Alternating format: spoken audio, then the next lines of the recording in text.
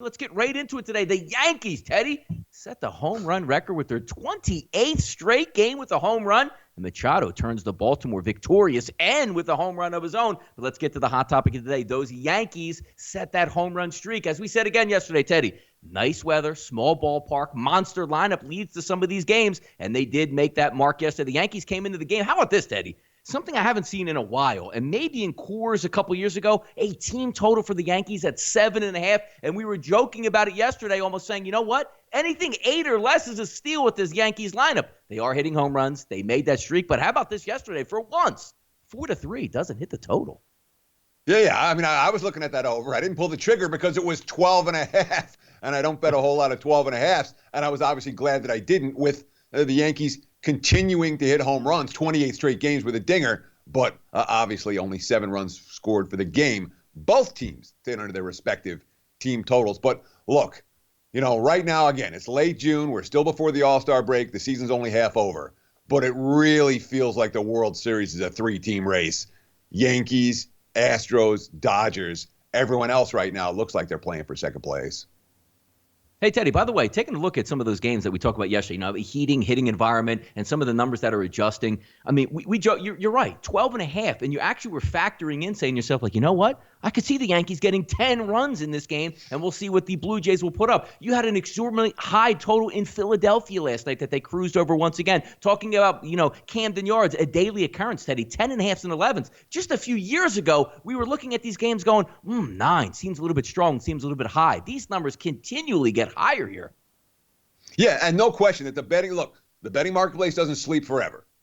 And when you see a season where home runs are flying out at a record pace, no question we've seen these totals get adjusted upwards. And you're right. A couple years back, you're hard-pressed to find 9.5s, something in a lot of venues.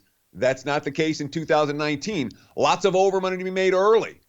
This stage of the season, talking about as a broader market picture, the markets aren't lagging behind where the runs scored have been. Hence, these higher totals now than we saw earlier in the season and in recent years.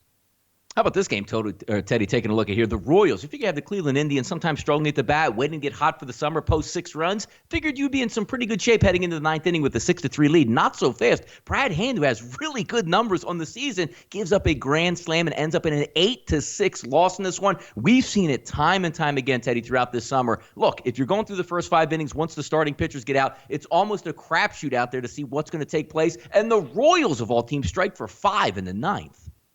The Royals are actually playing pretty good ball over the last couple of weeks, making money for their backers. But last night is all about a manager misusing his closer. Terry Francona tried to be cute, and he put Hand in there. That was his 5th appearance in the last 6 games. He only threw 13 pitches last night. He gave up 5 hits and 5 runs. All right, that's throwing meatballs because you got nothing left, and your manager is supposed to know that. Of course, Francona, after the game, he was throwing 94 miles an hour. He'll definitely have Wednesday off. Then we have a day off, but we check pretty closely with those guys. Hand had nothing last night. Worth noting, the Indians will not have their closer available today.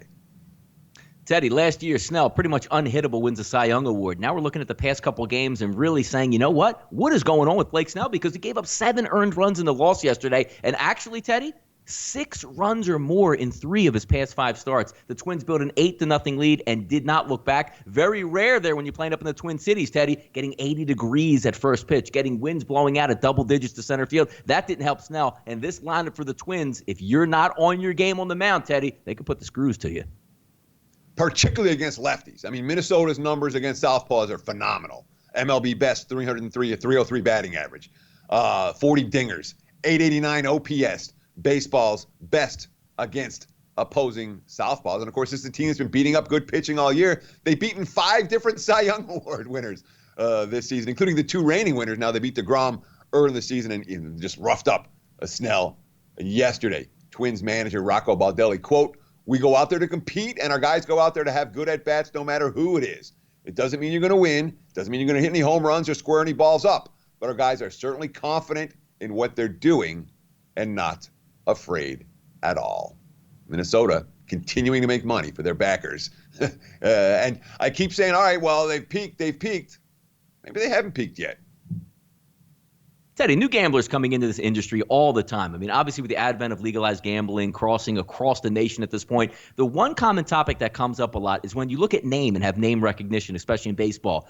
When you say Blake Snell, you're like, oh my goodness, this guy can absolutely shut it down. But we being in this business are number guys. And when you see a pitcher like that starting to struggle a little bit, you have to take the name out of the equation. But just that little, blockage in your head that said, well, I don't know if I want to go against Snell. Just spend maybe a minute here and talk about seeing these big name recognitions. Even if the numbers make sense to go get them, still getting that like writer's block out of your head saying, I'm not fading Snell today.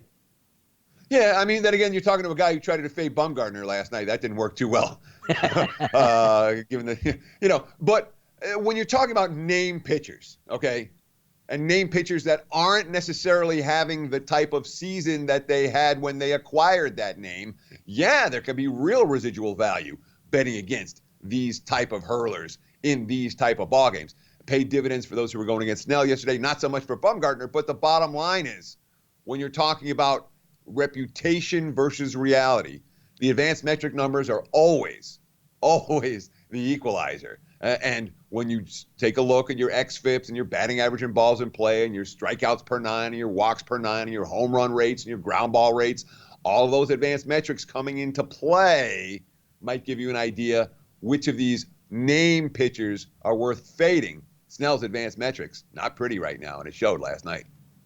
There you go. Heard it right here from Teddy Covers on that betting. So let's move in a little bit college football, Teddy. Each day we get closer to opening kickoff. Today we're going to take a look at another top 20 team anticipated for the 2019 college football season right here on that betting show. Today, Teddy, those Iowa Hawkeyes, we're going to keep it in the Big Ten. How about this ticket? Yesterday we were talking about a 66-1 ticket. How about Iowa's 150-1 to win the 2019 NCAA title? Team total set at 7.5. They finished at 9-4, Teddy, in 2018, 5-4 in Big Ten play. Kirk Ferentz been around the block 20 years at Iowa, racking up 152 wins. You do have your senior quarterback coming back. You do have some running game that you can deal with this year. But also, let's take a look at the tight end situation. Had a lot of talent go to the NFL. Taking a look today, Teddy, at those Iowa Hawkeyes.